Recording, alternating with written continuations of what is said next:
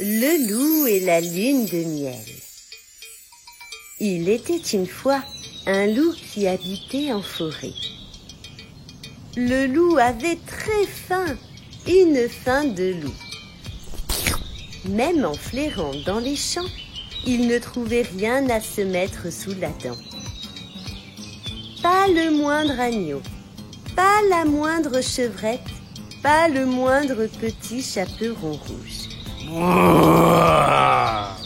Mais alors qu'il se promenait, le renard vint à passer. « Approche un peu !» lui dit le loup. Le renard s'approcha. Puis il lui répondit. « Tu as faim? Ce n'est pas la nourriture qui manque. Mes os de renard sont vieux et durs. Suis-moi et je te promets que tu vas te régaler. » Le loup flairait le piège.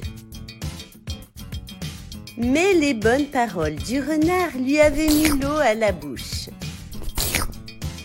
« Très bien, lui dit-il, je vais te suivre, mais méfie-toi.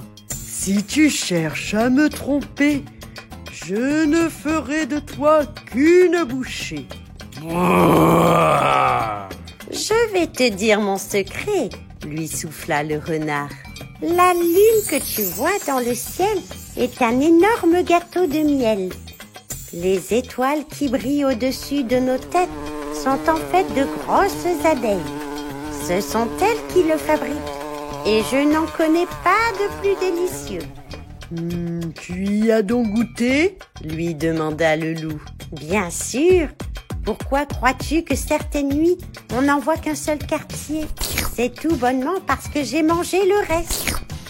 Et les abeilles du ciel se hâtent de le reformer. Le loup affamé contemplait la lune dorée qui brillait dans le ciel. Elle était pleine, le gâteau était entier. Et au fond de ses yeux, il ne voyait plus une lune, mais un énorme gâteau de miel, doré et sucré à souhait. « Mais comment fais-tu pour l'atteindre ?» demanda-t-il au renard, les yeux perdus dans le vague. « C'est bien là mon secret. Suis-moi. » Le renard l'amena jusqu'à la maison du fermier. Le vieux monsieur dormait paisiblement.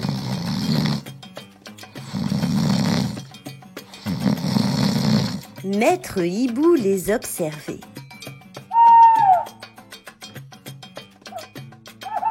Là, ils avancèrent vers la grande échelle qui était contre la grange. « Je vais grimper et en manger un quartier.